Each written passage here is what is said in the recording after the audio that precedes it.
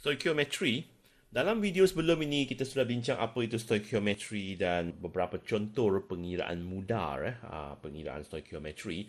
Dalam video ini kita akan bincang langkah-langkah pengiraan stoichiometry. Okay. Ini adalah senarai langkah-langkah stoichiometry. Untuk pengiraan stoichiometry, pertama sekali kita perlu ada satu persamaan, okay? Persamaan kimia. Jadi kalau persamaan kimia itu tidak diberi, maka kita perlu tulis persamaan kimia itu sendirilah. Selepas kita tulis persamaan kimia itu, kita senaraikan kuantiti bahan atau hasil tindak balas yang diberi dalam soalan.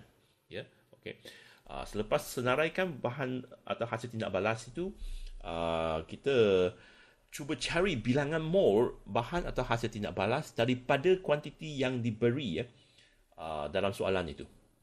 Okay. Tulis persamaan, senaraikan kuantiti, lepas tu cari bilangan mol. Selepas kita dapat bilangan mol salah satu bahan atau hasil tindak balas, maka kita boleh mencari bilangan mol bagi bahan-bahan yang lain dalam tindak balas itu dengan menggunakan nisbah bilangan mol setiap bahan dalam tindak balas itu. Ya. Dan selepas kita dapat bilangan mol bagi setiap bahan tu, maka kita boleh cari jisim atau isi padu atau kepekatan ke daripada bilangan mol itu. Ini adalah idea dia. Okay. Tulis persamaan, senaraikan kuantiti, cari bilangan mol daripada kuantiti, lepas tu cari bilangan mol daripada nisbah.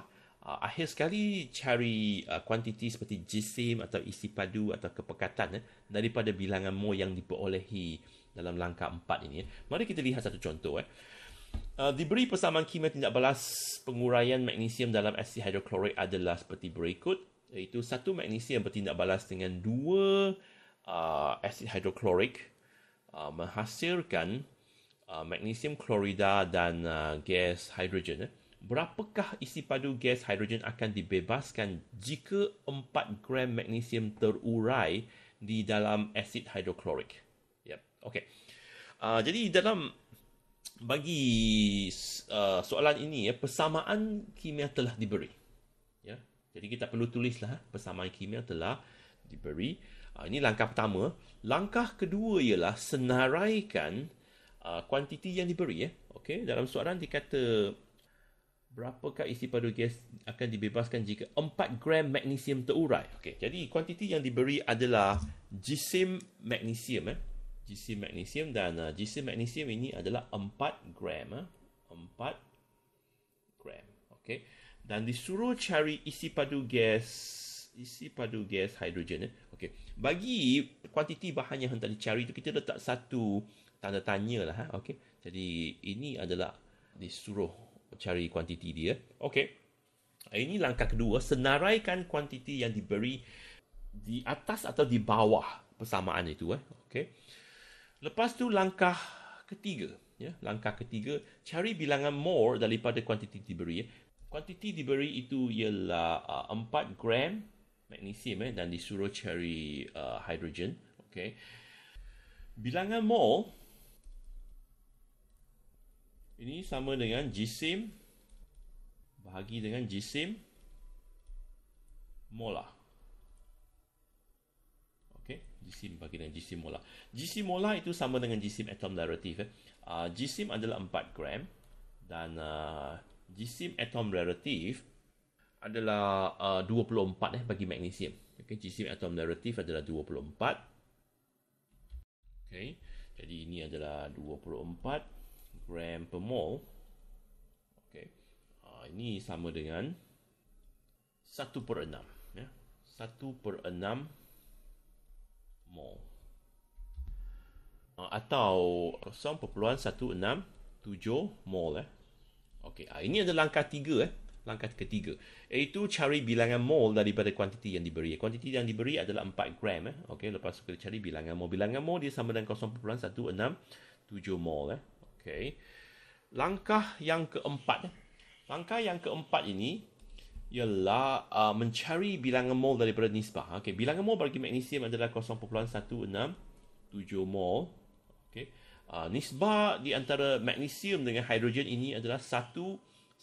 Ini bermakna 1 mol magnesium menghasilkan 1 mol gas hidrogen. Jadi ini mesti 0.167 mol. Okey. Jadi kita boleh mencari bilangan mol bagi apa-apa bahan atau hasil tindak balas dengan menggunakan nisbah. Okey. Kita cari hidrogen saja sebab dalam soalan dia suruh kita cari kuantiti hidrogen saja. Jadi bagi magnesium klorida dengan asid hidroklorin tak perlu carilah. Okey. Jadi sekarang kita dapati bahawa bilangan mol hidrogen ini adalah 0.167. Maka akhir sekali kita boleh tentukan kuantiti yang hendak dicarilah. Kuantiti yang hendak dicari adalah isi padu gas hidrogen. Isi padu gas hidrogen yang dihasilkan. Okey. Isi padu gas hidrogen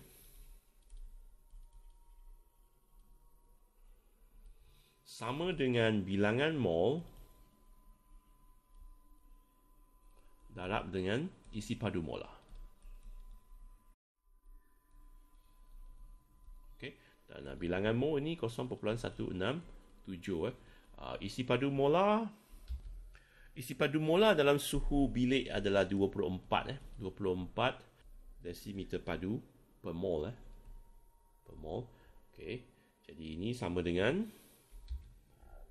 4.008 desimeter padu. Okey. Ini jawapan dia. Mari kita lihat sekali lagi okey, langkah-langkah ini Okey, langkah pertama, tulis persamaan kimia. Langkah kedua, senaraikan kuantiti yang diberi di bawah atau di atas persamaan itu. Jadi kuantiti yang diberi itu adalah 4 gram magnesium dan disuruh cari isi padu bagi hidrogen. Okey. Selepas senaraikan kuantiti itu, kita boleh cari bilangan mol bagi magnesium. Bilangan mol bagi magnesium. Bilangan mol adalah sama dengan jisim bahagi dengan jisim molar. Jadi bilangan mol magnesium adalah 0.167 mol. Selepas kita dapat bilangan mol magnesium itu, kita boleh mencari bilangan mol hidrogen dengan menggunakan nisbah. Nisbah dia adalah 1, maka bilangan mol hidrogen 0.167 mol jugalah. Daripada bilangan mol hidrogen ini, kita boleh cari isi padu hidrogen. Isi padu hidrogen sama dengan bilangan mol darab dengan isi padu molar. Isi padu molar itu biasa diberi dalam soalan lah. Okey. Jadi kita anggap dia suruh kita cari isi padu dalam suhu bilik, maka kita guna 24 lah. 24 desimeter padu per mol. Jadi jawapannya adalah 4.008 desimeter padu. Ini adalah cara dia menyelesaikan soalan pengiraan stoikiometri.